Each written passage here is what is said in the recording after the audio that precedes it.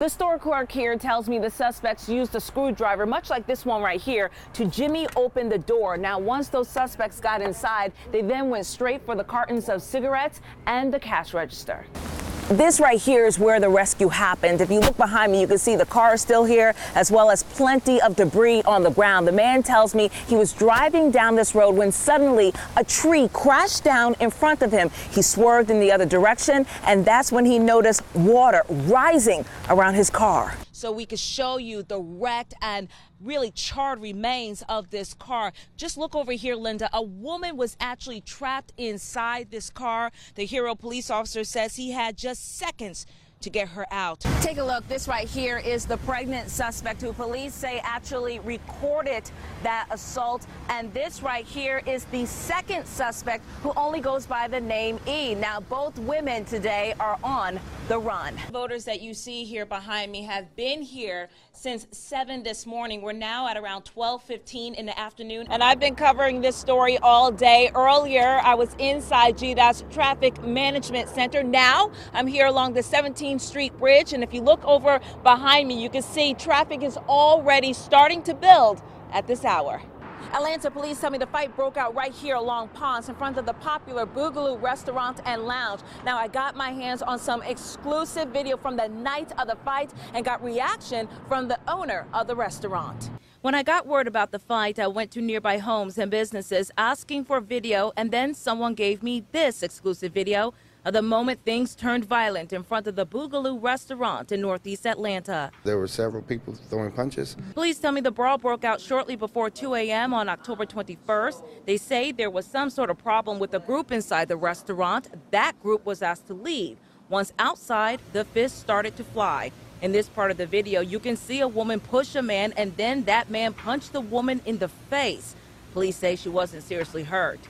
Oh my God. Wednesday, I showed the video to neighbor Ellen Edelson. She says she often hears noise from the restaurant.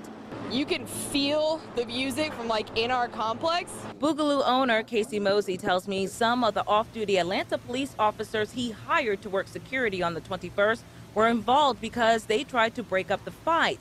In a statement, APD said, quote, "Our Office of Professional Standards was made aware of this incident and is reviewing the video to determine if the level of force shown in the video was appropriate," end quote. This week, a few neighbors contacted me saying they're concerned about the restaurant.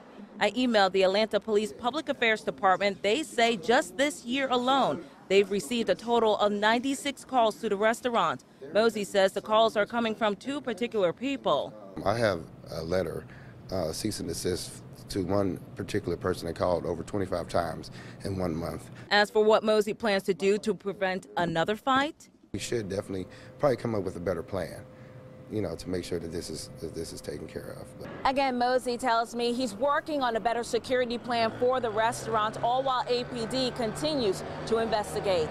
In Northeast Atlanta, Audrey, Washington, Channel 2 Action News. This right here is where the rescue happened. If you look behind me, you can see the car is still here, as well as plenty of debris on the ground. The man tells me he was driving down this road when suddenly a tree crashed down in front of him. He swerved in the other direction, and that's when he noticed water rising around his car. It was rising around. What did you think? I got to get out of here before it get too high. Ricardo Roberson was less than 5 miles away from his Southwest Atlanta home when the unthinkable happened. I was coming down in the curve right there, and a tree was falling. It was at that moment when Roberson swerved in the other direction and ended up in rising water.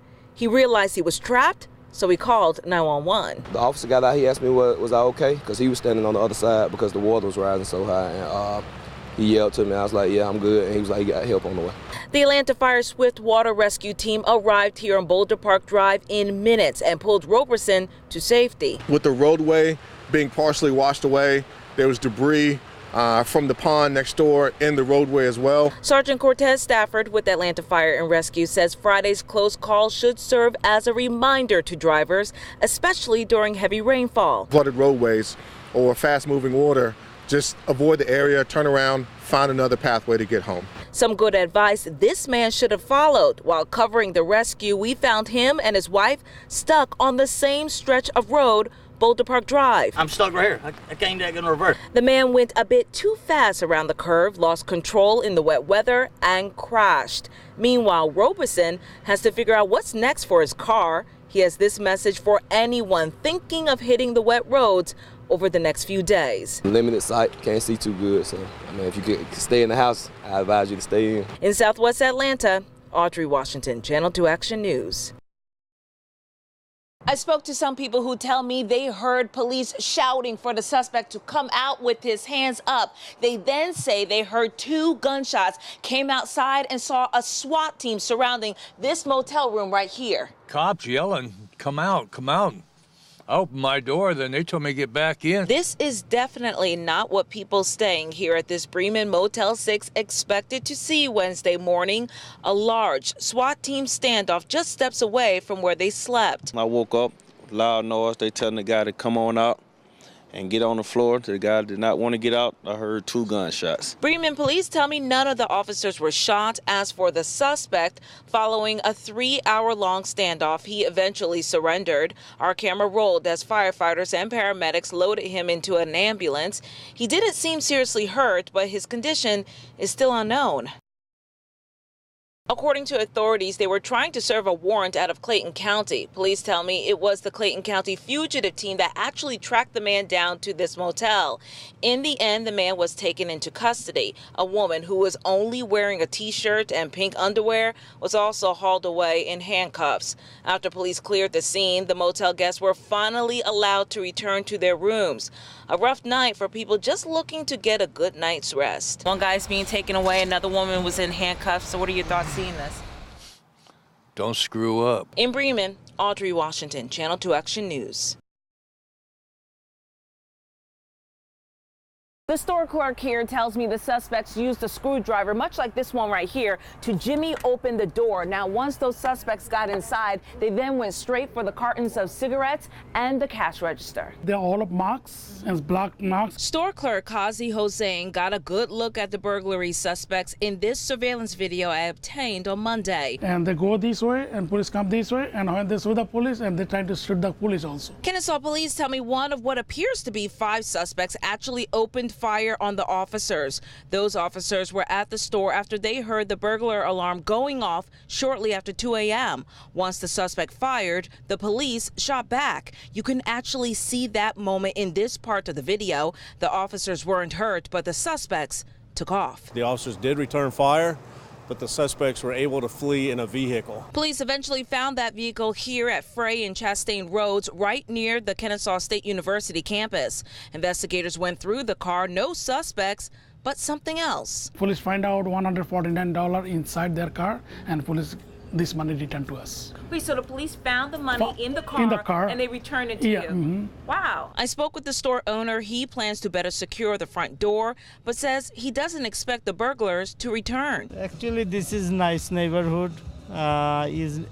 This is first time happened. As for Hossein, he tells me even though he was shocked by the surveillance video, he doesn't plan to stop working at the store anytime soon. No, it is okay. You know, it is first time is happening look like this. Right now, police are still going through the surveillance video and working to identify the suspects. Again, those police officers involved were not hurt. In Kennesaw, Audrey, Washington, Channel 2 Action News.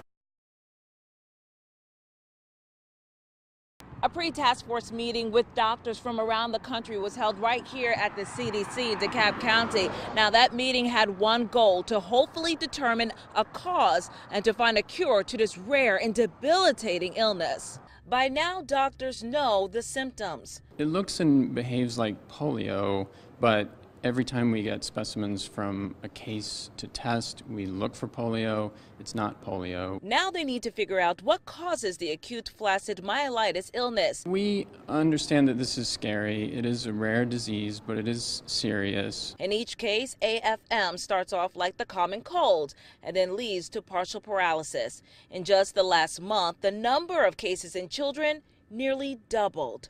Confirmed 116 cases in 31 states. And 3 here in Georgia. That's right, 3 in Georgia. Wednesday, I met one-on-one with Dr. Thomas Clark. He's the new incident manager for the AFM investigation at the CDC.